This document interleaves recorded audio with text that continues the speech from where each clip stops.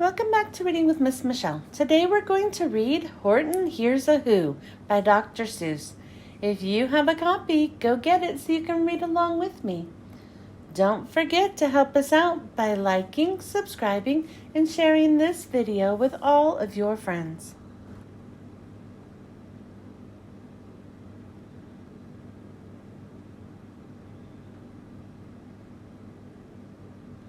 On the 15th of May, in the jungle of Whoville, in the heat of the day, in the cool of the pool, he was splashing, enjoying the jungle's great joys, when Horton the elephant heard a small noise.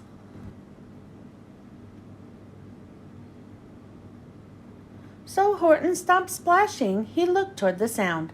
"That's funny," thought Horton. "There's no one around." Then he heard it again, just a very faint yelp, as if some tiny person were calling for help. "I'll help you," said Horton, "but who are you? Where?" He looked and he looked. He could see nothing there, but a small speck of dust blowing past through the air.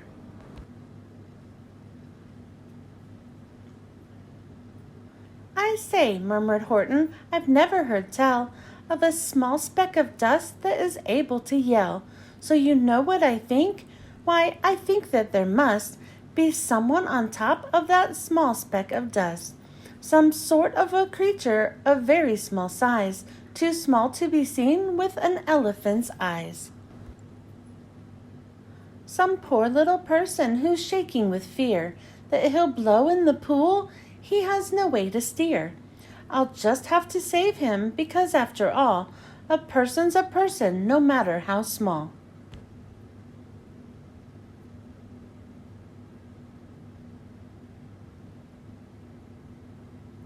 So gently and using the greatest of care, the elephant stretched his great trunk through the air, and he lifted the dust speck and carried it over and placed it down safe on a very soft clover. "Humph!" humphed a voice. 'Twas a sour kangaroo, and the young kangaroo in her pouch said humph too. "Why, the speck is as small as the head of a pin. A person on that? Why, there never has been."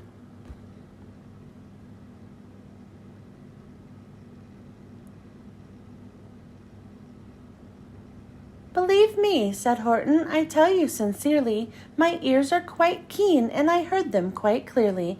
I know there's a person down there, and what's more, quite likely there's two, even three, even four. Quite likely a family, for all that we know, a family with children just starting to grow. So please," Horton said, "as a favor to me, try not to disturb them. Just please let them be." "I think you're a fool," laughed the sour kangaroo, and the young kangaroo in her pouch said, "Me too. You're the biggest blame fool in the jungle of Whoville." And the kangaroos plunged in the cool of the pool. "What terrible splashing!" the elephant frowned. "I can't let my very small person get drowned. I've got to protect them. I'm bigger than they." So he plucked up the clover and hustled away.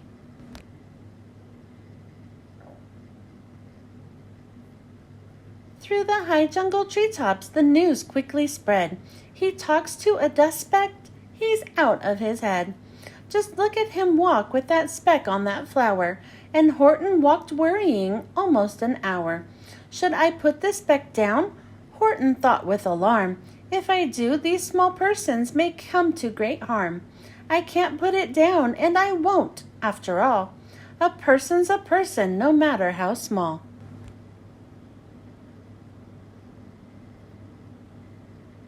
Then Horton stopped walking. The speck voice was talking. The voice was so faint he could just barely hear it. "Speak up, please," said Horton. He put his ear near it. "My friend," came the voice, "you're a very fine friend. You've helped all us folks on this dust speck no end. You've saved all our houses, our ceilings and floors. You've saved all our churches and grocery stores."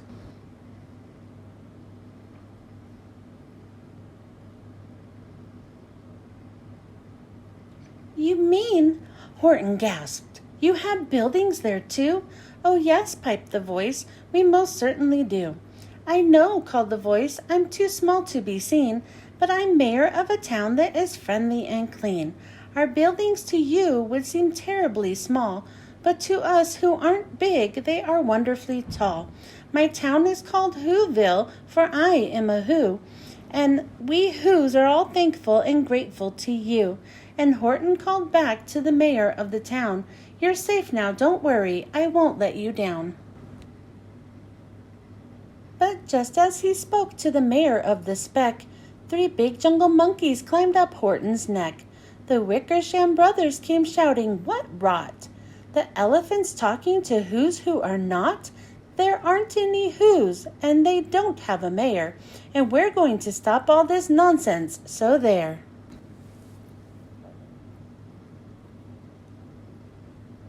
They snatched Horton's clover, they carried it off to a black-bottomed eagle named Vladikoff, a mighty strong eagle, a very swift wing, and they said, Will you kindly get rid of this thing?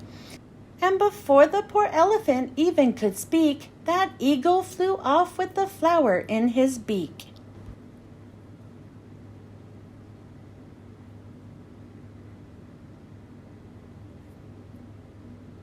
All that late afternoon and far into the night, that black-bottomed bird flapped his wings in fast flight, while Horton chased after with groans over stones that tattered his toenails and battered his bones, and begged, Please don't harm all of my little folks who have as much right to live as us bigger folks do. But far, far beyond him that eagle kept flapping, and over his shoulder called back, Quit your yapping. I'll fly the night through, I'm a bird, I don't mind it, and I'll hide this tomorrow where you'll never find it.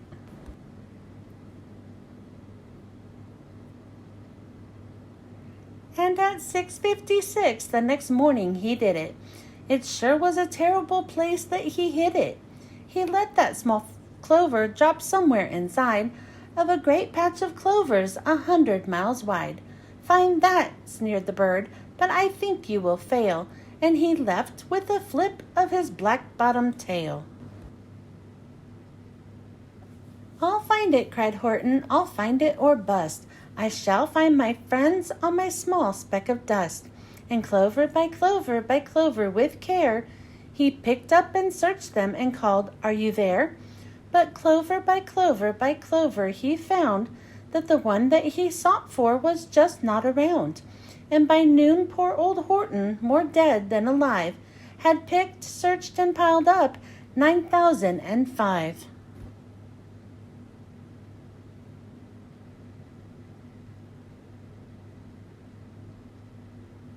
Then on through the afternoon, hour after hour, till he found them at last on the 3,000,000th flower. My friends, cried the elephant, tell me, do tell, are you safe? Are you sound? Are you whole? Are you well?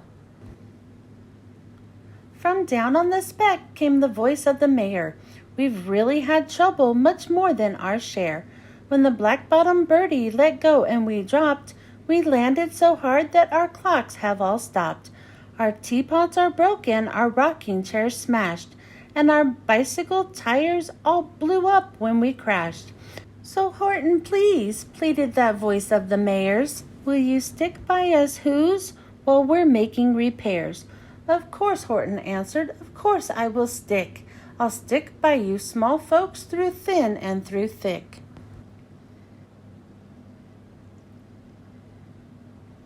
Humph, humped a voice. For almost 2 days you've run wild and insisted on chatting with persons who've never existed. Such carrying-ons in our peaceable jungle. We've had quite enough of your bellowing bungle. And I'm here to state, snapped the big kangaroo, that your silly nonsensical game is all through. And the young kangaroo in her pouch said, Me too.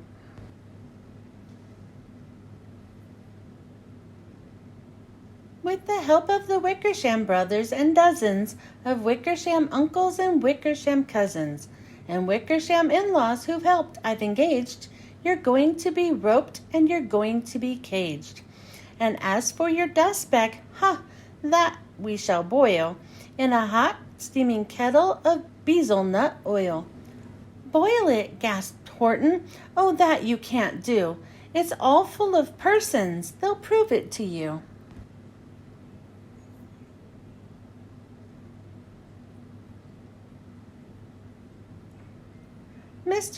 Mr. Mayor, Horton called. Mr. Mayor, you've got to prove now that you really are there. So call a big meeting, get everyone out. Make every who holler, make every who shout. Make every who scream. If you don't, every who is going to end up in a bezelnut stew. And down on the dust speck, the scared little mayor quick called a big meeting in Whoville town square, and his people cried loudly. They cried out in fear. We are here, we are here, we are here, we are here.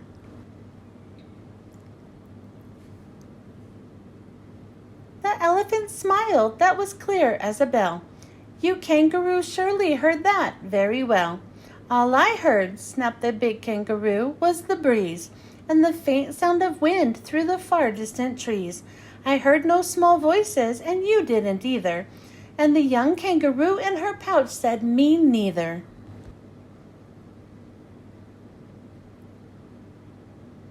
Grab him, they shouted, and cage the big dope.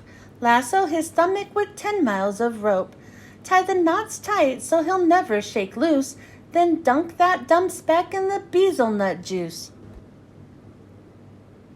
Horton fought back with great vigor and vim, but the Wickersham gang was too many for him. They beat him, they mauled him, they started to haul him into his cage, but he managed to call to the mayor, don't give up, I believe in you all. A person's a person no matter how small, and you very small persons will not have to die if you make yourselves heard, so come on now and try.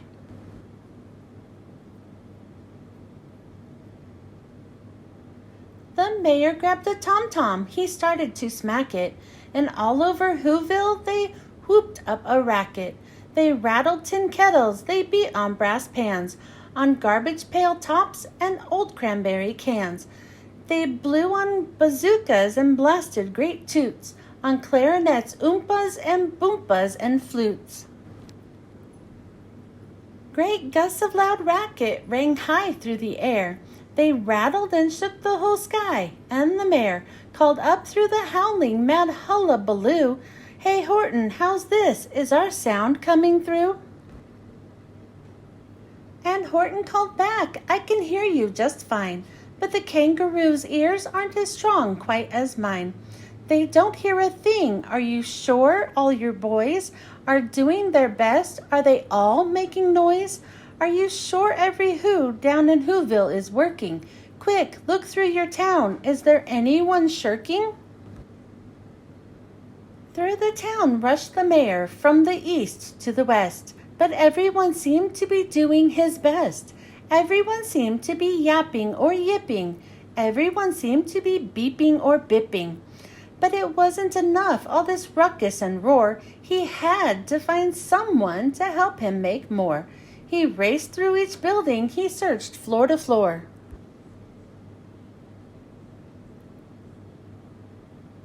And just as he felt he was getting nowhere, and almost about to give up in despair, he suddenly burst through a door, and that mayor discovered one shirker quite hidden away in the Fairfax Apartments, apartment 12J. A very small shirker named Jojo was standing, just standing and bouncing a yo-yo, not making a sound, not a yip, not a chirp. And the mayor rushed inside and he grabbed the young twerp.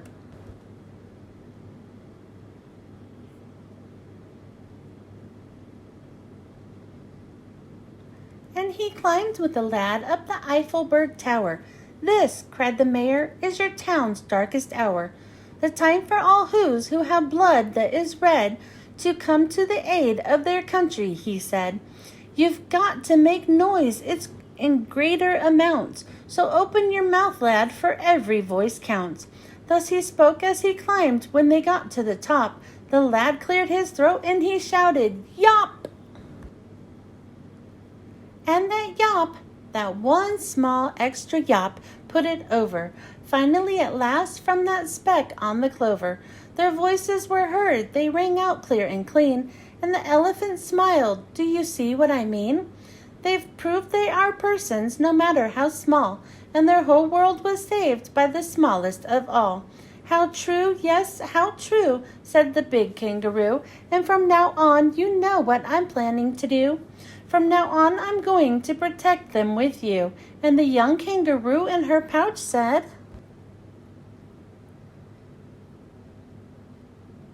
Me too. From sun in the summer, from rain when it's fallish, I'm going to protect them no matter how smallish. The end. Thanks for joining me. I hope you enjoyed listening to this book, and I hope you were able to read along with me. Don't forget to help us out by liking, subscribing, and sharing this video with all of your friends. I hope you join me next time. Bye.